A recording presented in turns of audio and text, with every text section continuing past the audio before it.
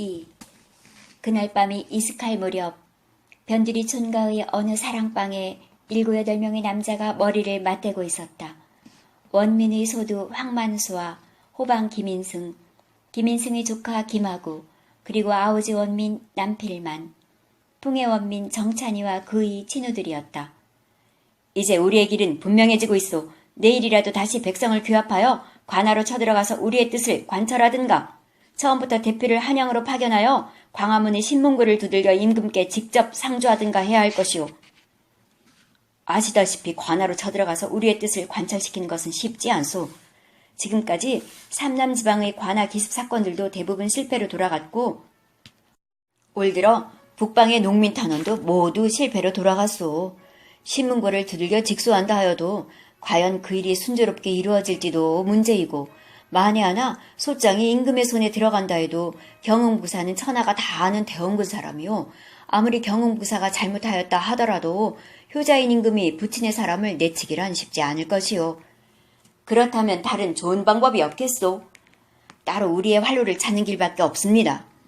연해주로 탐색 갔던 세 사람이 지난달에 도착하여 러시아의 조선인 대우가 괜찮다고 전해왔습니다. 우리도 연해주로 탈주하는 것이 상책일 것입니다. 우리만 탈주하면 남은 백성은 어찌하란 말이오? 그 사람들은 개인적으로 약간 시간을 두고 활로를 찾기로 하고 내일 당장 관하에서 찾아 나설 사람은 오늘 중으로 결행을 하는 것이 상책일 것이오. 그들의 담론은 차츰 월경 탈출로 모아지고 있었다. 소두가 된 황만수와 서리로서 자기 상관의 뜻을 거역한 김인승은 선택의 여지가 없었고 나머지는 개인 사정들이 있어서 당일로 결행하기는 어렵다고 했다. 김인승을 그림자처럼 따라다니던 19살의 조카 김하구는 자기도 삼촌과 동행하겠노라고 굳은 결심을 드러내 보였다. 임술 민난이 있기 2년 전 에르오 사건을 계기로 영불연합군은 북경을 점령하고 천하의 독불장군을 자처하던 중국을 무참히 짓밟아 놓았다. 이 기회를 놓칠세라 러시아는 잡은 짐승을 나누어 먹자고 달려드는 하이에나처럼 영불 두 나라와 청나라 간의 조정할선을 자청하였고 그 보상으로 따로 청국과 베이징 조약을 체결하여 오소리강 동쪽의 드넓은 연해주 땅을 획득하는 데 성공했다. 이로써 러시아는 조선의 경흥부와 맞닿게 되어 처음으로 조선과 러시아 양국이 국경을 접하게 되었다. 1863년 무산의 최은보와 경흥의 양홍범 두 사람이 선두에 서서 함경도 농민 13가구를 이끌고 월경을 엄금한 국법을 어기고 두만강을 건너 혼춘을 지나 지신허에 도착한 것을 본격적인 한인 이주의 시작으로 보고 있다. 1868년에는 900명의 월경에 일부는 지신허로부터 14km쯤 떨어져 있는 연추강가의 연추마을로 이주했다. 지신허에 이어 연추가 새로운 정착지로 알려지면서 조선의 월경 농민 150가구가 이곳으로 이주해왔다. 이들 가운데 일부는 연추에 남고 나머지는 블라디보스크로 가서 한인촌을 이루었다. 그중 일부는 다시 수이푼강으로 옮겼다. 그 결과 1869년에 수이푼 강가에 푸칠로브카 마을이 형성되었는데 이 명칭은 정착 계획의 책임자였던 러시아 관리의 이름에서 따온 것이다. 이곳은 후에 추풍 한인 마을의 연원이 되는 장소로서 김인승 역시 초기 정착민들과 같은 해에 이곳에 도착한 것이다.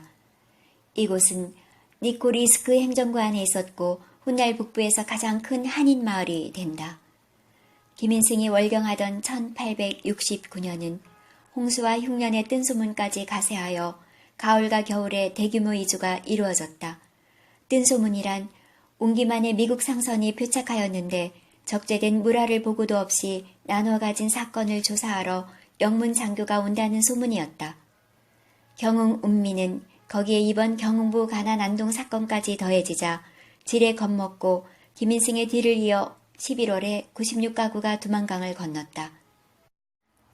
1869년 그해 경흥부 농민이 탐색에 나서기 이전 이주민들에게 러시아 당국은 인구가 희박한 지역을 안배하고 지방 간 책임하에 회의책을 쓰고 있었다. 한편 조선의 관리는 자국민이 러시아와 친한 것을 좋지 않게 여겨 함경도 일대의 월경자를 엄벌한다고 공포하게 이른다. 때문에 일단 국경을 넘은 자는 귀환이 불가능해지는 악순환을 낳게 된 것이다. 원래 속대전에 보면 서북연번, 범월 채삼전렵자, 수종개경상참이라고 되어 있다. 서북 변방지역에서 국경을 넘는 자는 인삼을 캐러 가든 소작을 하러 가든 수렵을 하러 가든 주범 종범을 막론하고 모두 국경 현장에서 참수한다는 것이다. 물론 그것이 제대로 지켜진 것은 아니었지만 그런 법이 있는 한 구속력을 무시할 수는 없었다. 블라디보스크 일대에는 당시까지만 해도 조선인이 가장 많았다. 조선인 다음이 러시아인, 만주인, 만성인 순이었다.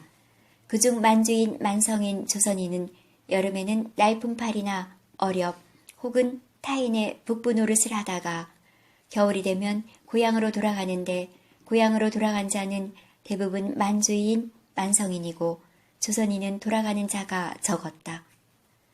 조선인으로 새로 러시아에 와서 정착한 자들은 스스로를 까오리라 칭했다. 러시아 정부에서는 월경에 온 조선인에게 자본을 선물해 주기도 하고 토지를 무세로 대여하여 경작하게도 할 뿐 아니라 날품팔이나 도로수선에 부려먹기도 하여 1일에 62전 5리에서 75전까지 지불하여 준다는 사실이 서북방 조선인에게 알려지기에 이르렀다. 김인승과 김하구, 황만수는 간단한 채비를 하고 그날로 월경하기로 합의하였다. 그런데 아우지 원민대표 남필만이 자기도 월경하겠다고 뒤늦게 합세를 원했다. 자네는 이곳에 남는 것이 좋겠네. 특히 자네의 매씨, 정부 고위의 여부인이 있기 때문에 자네가 월경할 경우 잘못하면 상서에게까지 영향을 미칠 수 있네. 아닙니다. 내가 여기 그대로 남아있으면 부사가 가만히 있을 사람이 아니지 않습니까? 나도 형씨들과 함께 행동하겠습니다. 김인승의 권고에 남필만이 거절하며 자기의 뜻을 굽히려 하지 않자 이번에는 황만수가 한마디 거둔다. 김공의 말이 맞네.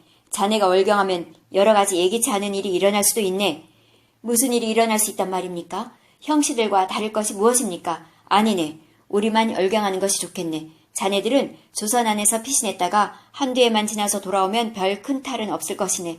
그동안 부사가 바뀔 수도 있고 지금 부사가 지목한 것은 나와 김공이기 때문에 자네들은 크게 걱정 안 해도 될 것이네. 그렇지 않으면 조그만 지역적인 문제를 중앙에서 크게 취급하여 많은 사람에게 해를 끼칠 수도 있네. 김인승과 황만수의 끈질긴 설득에 의하여 남필만은 경응에 남기로 하였다.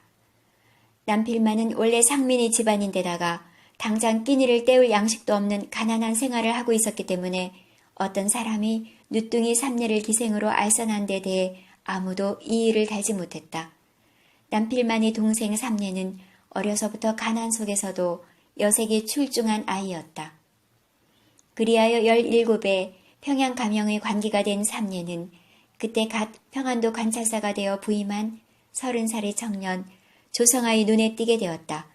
조성아가 임기를 마치고 직영연사에 득탁되어 서울로 내려올 때 삼례를 대동하였다.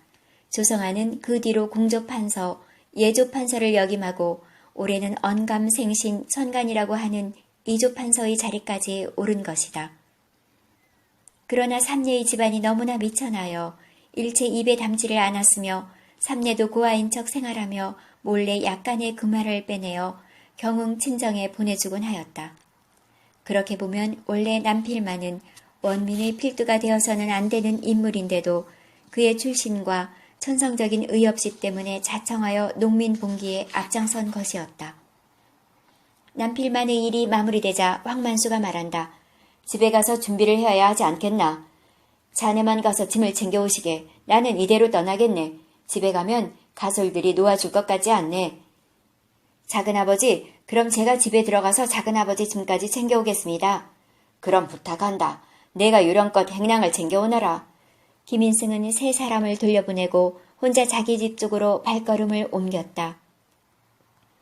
마당에 내려다 보이는 산밭에 서서 집을 내려다보니 아들은 작은 방에서 책을 읽는 듯 앉아있는 모습이 문창에 비추이고 아내는 부엌에서 무엇인가를 하며 방 안의 아들, 딸과 이야기를 하고 있다. 김인승은 가슴이 울컥 치밀어 오르며 잠시 생각하였다. 자기가 수감되어 고초를 당하면 가족은 이제 풍비박산이다. 쟤란 원래 원님 맘대로란 말도 있지 않은가. 그런데 다행한 일은 윤부사는 전에도 한 죄인이 죽자 그의 가족에게는 죄를 묻지 않았던 일이 있다. 이번에도 자기만 멀리 사라지면 자기 가족은 무사할 것 같았다. 김인승은 자기도 모르는 사이에 고인 눈물을 주먹으로 닦으며 독한 마음을 먹고 몸을 돌렸다. 한참 후에 세 사람은 마을 변두리에 있는 당산나무 아래서 다시 만났다. 김하구는 괴나리 보찜 2개를 준비하여 당도하였다. 세 사람은 서로 손을 잡고 굳은 맹세를 했다. 웅기에서 걸어서 두만강구인 서수라까지 50리, 서수라에서 해안선을 타고 조산까지가 20리, 조산에서 두만강을 건너는 화견봉까지가 20리이다. 중간에 산이 있고 내가 있으나 넘지 못할 곳은 없었다. 넉넉 잡아 100리만 걸으면 월경할 수 있는 것이다. 화견봉은 천국의 길림과 러시아의 연해주가 갈라지는 경계선 건너편이며 두만강을 건너는 길목이다. 사람의 눈에 띄지 않게 하기 위해서는 화견봉에서 약간 두만강 하구 쪽으로 내려와서 건너면 된다. 거기는 강폭도 좁은 곳이 있었다. 두만강을 막 건너면 전에 조선 땅이었던 녹둔촌에 이른다. 거기서부터는 러시아 땅이다. 녹둔촌에서 주라대까지는 50리, 주라대에서 만을 가로지으면 그곳이 바로 포시엣이다. 우리 조상들이 예부터 무어이라고 부르던 곳인데 바로 얼마 전에 러시아의 포시엣 장군이 그곳의 토착민을 진모하고 개항하였다고 해서 그의 이름을 따서 새로 붙인 이름이다. 만을 건너지 않고 해안선을 따라 걸으면 40리 길의 연수가 나온다. 연수만 가면 마음을 놓을 수 있었다. 이 지역은 예로부터 조선 사람이 아주 많이 살던 곳으로 지금도 옛날 조선인 후예가 많이 거주하는 곳이다. 연수에서 다시 만을 따라 10리만 걸으면 팔목이란 곳에 이르는데 이곳 역시 조선인 후예가 많은 곳이다. 팔목에서 20리 떨어진 포시엣은 새로 항구를 축조하여 일자리가 풍족했다. 포시엣 바로 위가 지신허이다. 남부에서 가장 큰 한인 마을이 지신허이고 북부에서 가장 큰 한인 마을이 추풍이다. 3명이 서수라까지 가는 길은 잉크빛 하늘에 금모래를 뿌려놓은 듯 크고 작은 별들이 쏟아져 내릴 듯 길을 비추어 주었다. 가끔 가까운 거리에서 토끼며 고라미가 후다닥 튕겨 달아나는 데는 기겁을 할 지경이었다. 산새도 퍼드득 날개짓하고 옷깃을 스칠 듯이 날아올랐다.